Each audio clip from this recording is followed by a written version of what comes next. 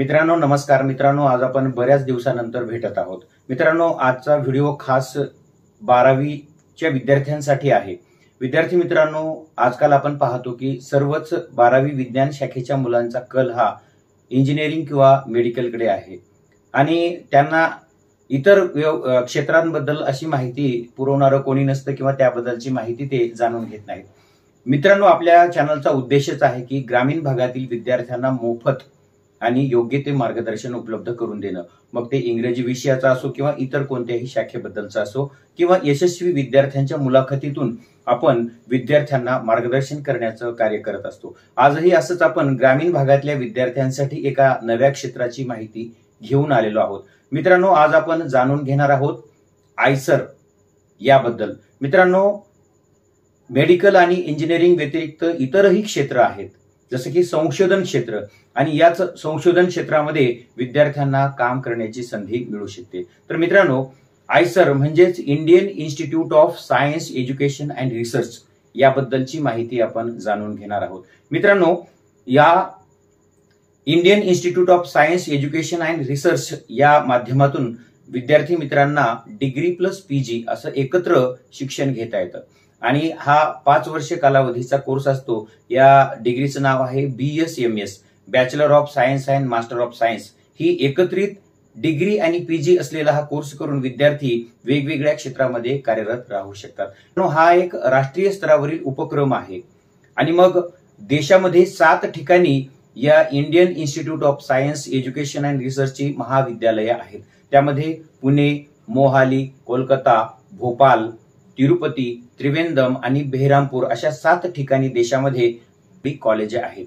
आणि मग यासाठी आपल्याला जो कालावधी आहे किंवा त्याच्यासाठी पात्रता काय असते, तर विद्यार्थी मित्रांनो BSMS ही डिग्री मिळवण्यासाठी 5 वर्षाचा कालावधी लागतो आणि यासाठी म्हणजे या Indian institute of science and education research मध्ये आपल्याला जर प्रवेश मिळवायचा असेल तर त्याच्यासाठी तुम्हाला 12वी विज्ञान शाखा असणं आवश्यक आहे।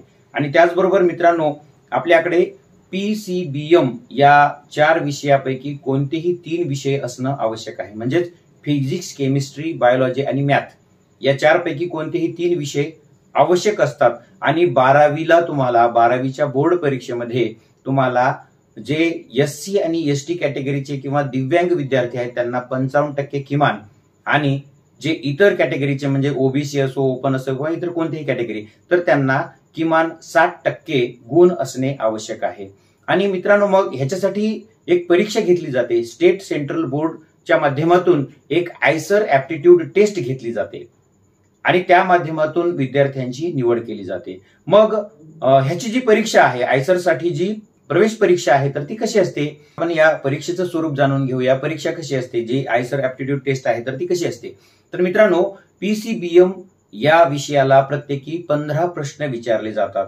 म्हणजे एकूण 60 प्रश्नांची ही परीक्षा असते, टेस्ट असते आणि 60 प्रश्नाला 140 गुण असतात। आणि जर तुम्ही उत्तर चुकीचे लिहिलं तर प्रत्येक चुकीच्या उत्तराला 1 गुण मायनस होणारा असतो। मित्रांनो ह्यासाठीचे जे अर्ज आहेत तर ते ऑनलाईन अर्ज एप्रिल महिन्यामध्ये उपलब्ध होतात आणि जून मध्ये याची परीक्षा होते आणि जूनच्या शेवटी याचा निकाल देखील जाहीर केला जातो आणि जुलैच्या शेवटीपर्यंत ह्याची प्रवेश प्रक्रिया पूर्ण होत असते।